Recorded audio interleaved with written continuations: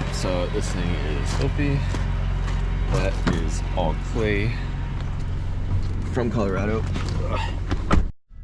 Right, so you're probably wondering why we are in the truck.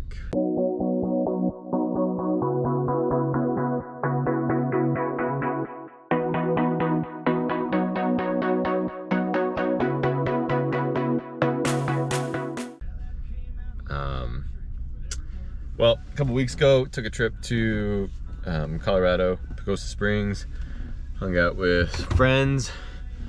It was really incredibly cold there. It was a really good time, a lot of snow. I think that the day before we actually left to go on the trip, I want to say there was 12 to 18 inches of snow. So a good amount of snow.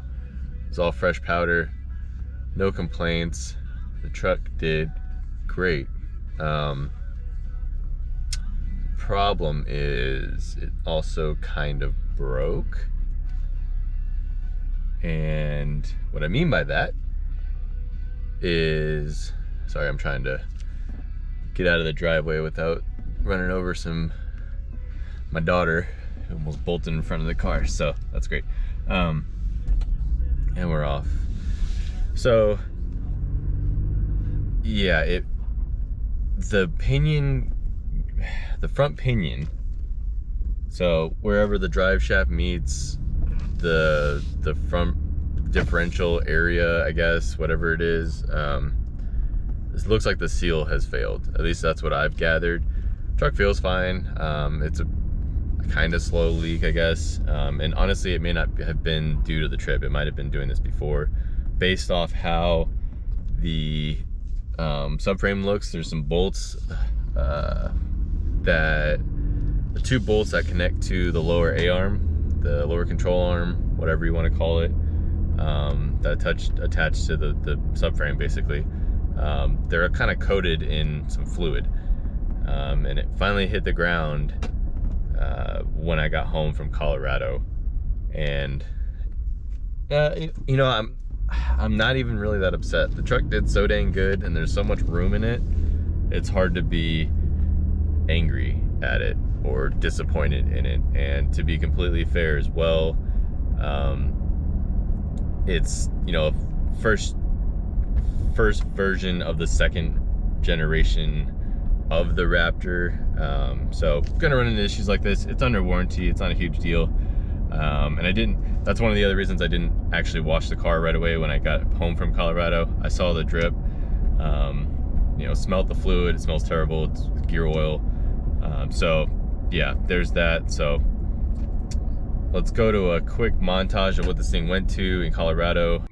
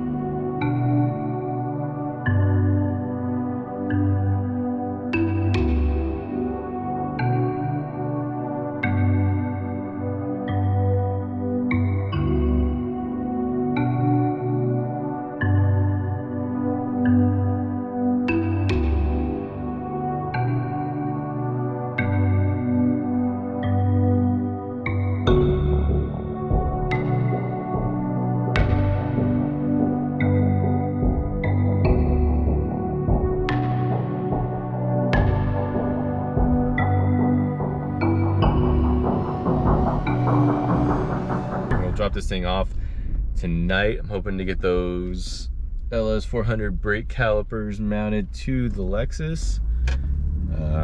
Get that sorted and at least kind of out of the way. I don't know what is going on back there. Yeah, so let's do that.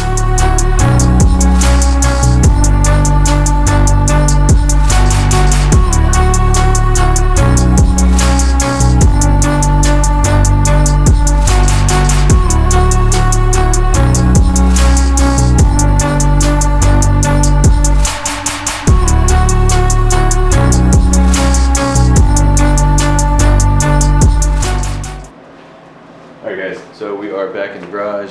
Truck's in the shop, obviously, so we'll figure that out here shortly. But one of the main things with Mark working on these, I can't talk today, working on these LS400 calipers is when you're putting them on IS300, you need some adapters. I believe these are like eccentric nuts is what they're called.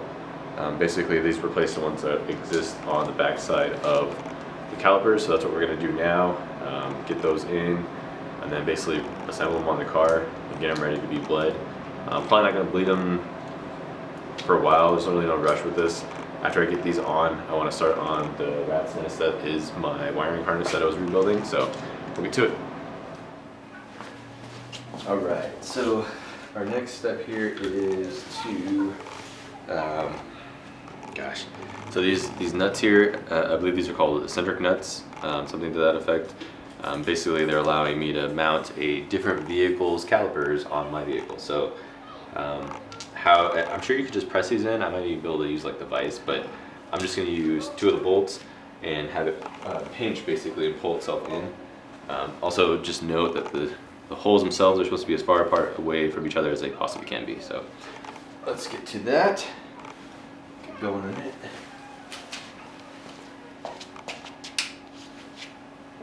So I have them pre-threaded onto the bracket here, but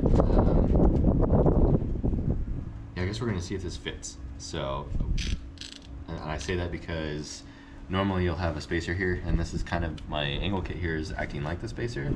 So this is and it's, it's not fully in, I just have it all kind of janked in there, but let's give this a try.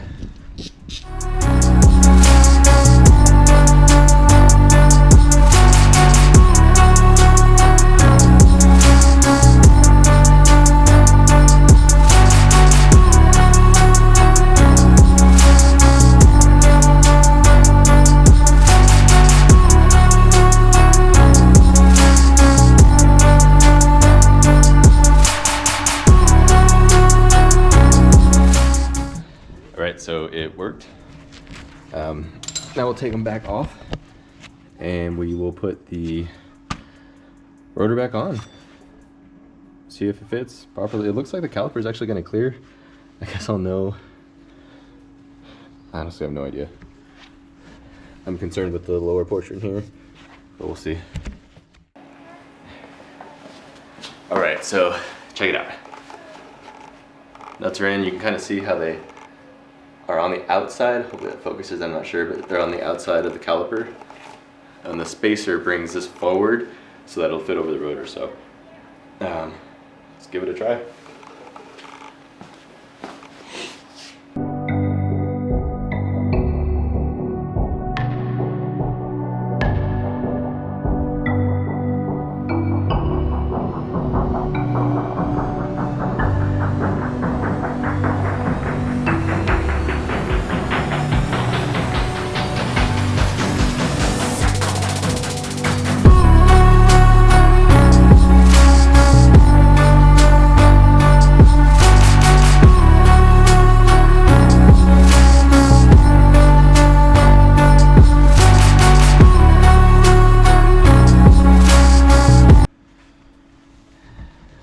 So they are mounted, and now we can put the calipers in, or the brake pads in, but you can see kind of, there might not be enough light, but you can kind of see where those nuts are. So sweet, let's keep going.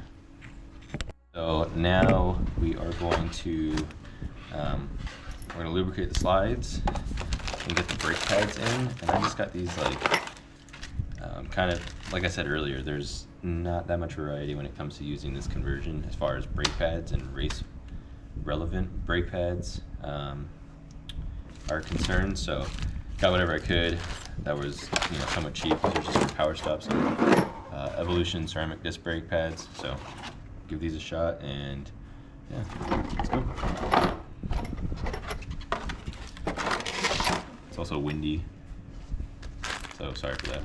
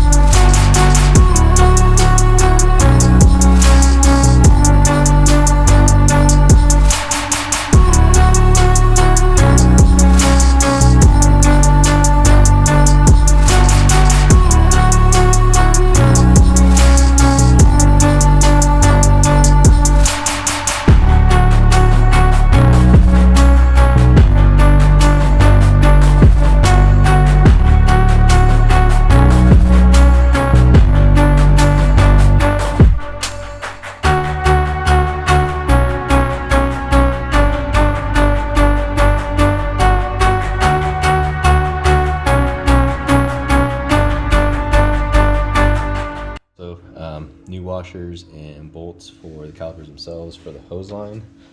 I haven't actually test fitted these ones. We'll see if they work here.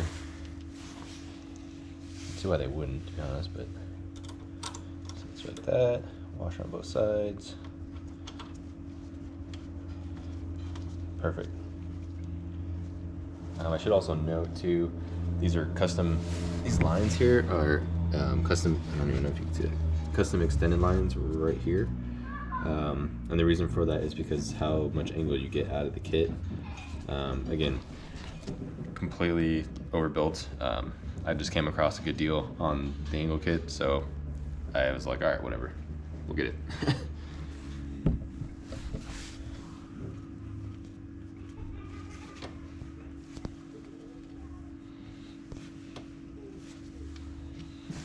Like that, boom. All right, so I think we're good as far as clearance is concerned. Since I don't have, so normally if you don't have like an angle kit like this, you're gonna purchase bowl center adapters or adjusters, whatever you want to call them. Wow, that's like super dark and I don't know why. Okay, but it looks I've got some clearance here, so I'm thinking we're okay. I hope. Yeah. But yeah, that's it. The brake assembly's good. Spins just fine. Boom. Just like that. Nice and quiet. Greased up everything. And I've got a big brake kit. I guess I could throw a wheel on there. I'll do that after. I'm gonna get the other side then. All right, so off camera, I went ahead and got the other side done. And whoop, there it is. Looks excellent. Pretty pumped on that. I do have to do one thing with the brake booster, or really just the chase bays setup here. Brake booster delete setup. That little, you can see in the center of the screen right there, that little fitting I had to turn in order to make it work per chase bays, but I gotta take it out and then put thread locker on it, I think is what's on there now, and then put it back in so it doesn't leak. So yeah, have to do that, and then the brakes can be bled and call it good. Alright guys, so that's it. Done with part 2. Be sure to stay tuned for the harness rebuild, the harness install. That'll probably be a couple episodes at least. It might be a little bit boring because rebuilding harnesses is kind of boring.